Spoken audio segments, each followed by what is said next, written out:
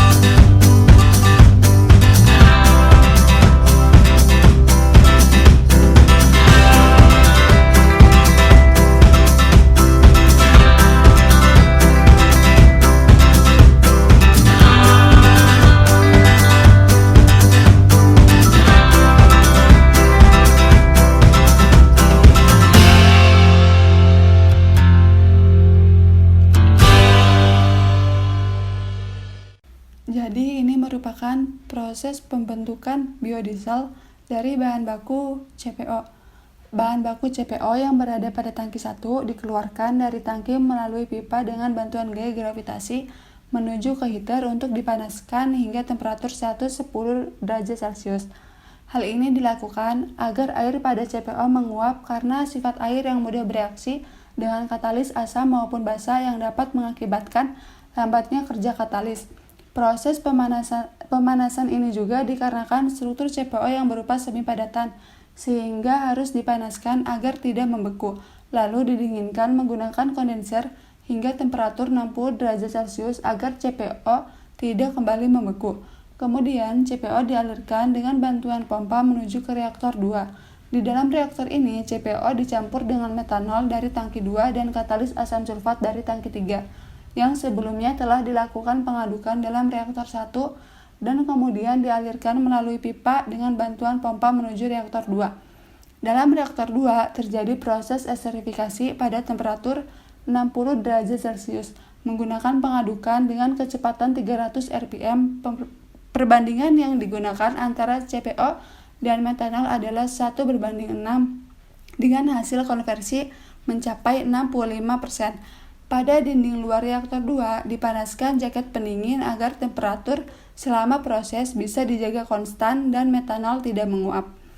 Keluaran dari reaktor 2 dialirkan melalui pipa dan bantuan pompa menuju ke separator 1 untuk memisahkan hasil proses reaktor 2 yang berupa metil ester, CPO, air katalis, dan sisa metanol menjadi metil ester plus CPO plus uap metanol pada bagian atas separator 1 dan sisanya berupa asam sulfat dan air terpisah menuju ke bagian bawah separator. Produk di bawah dari separator ini kemudian dialirkan menggunakan pipa ke tangki 7 sebelum dilakukan tindakan selanjutnya. Bisa direcovery untuk menghasilkan asam sulfat pekat atau dibuang. Metil ester dan CPO hasil pemisahan separator 1 kemudian dialirkan menggunakan pipa dengan bantuan pompa menuju ke reaktor 4 untuk melalui tahap transesterifikasi. Sebelumnya, metanol dan katalis basa KOH dihomogenkan dalam reaktor 3 sehingga terbentuk kalium metoksida. Senyawa inilah yang dialirkan menuju reaktor 4.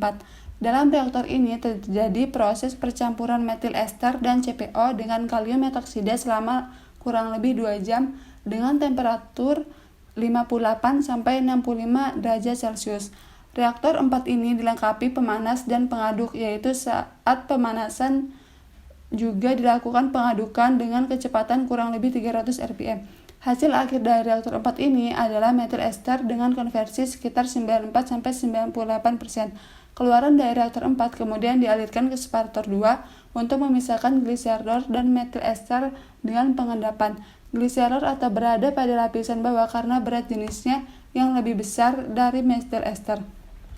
Kemudian gliserol dipisahkan dan ditampung ke tangki 8. Metil ester diambil untuk melalui proses pencucian.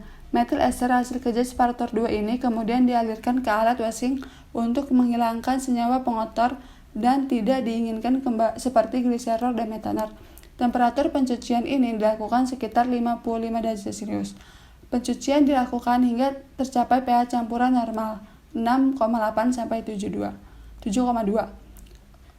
Setelah mengalami pencucian, keluarannya akan dialirkan menuju ke dryer untuk menghilangkan kadar air dalam metil ester dengan lama waktu kurang lebih 10 menit pada suhu sekitar 130 derajat Celcius. Proses pengeringan ini dilakukan dengan cara memberikan panas secara sirkulasi, di mana ujung pipa sirkulasi ditempatkan di tengah permukaan cairan pada drying.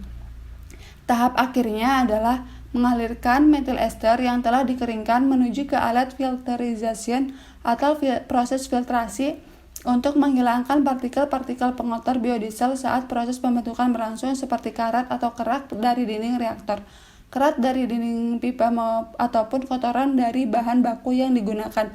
Filtrasi ini dilakukan dengan menggunakan filter berukuran 10 mikron. Metil ester yang telah difiltrasi ini kemudian ditampung ke tangki 6 yang sudah merupakan metil ester atau biodiesel murni dan siap digunakan sebagai campuran solar ataupun digunakan sendiri sebagai bahan bakar.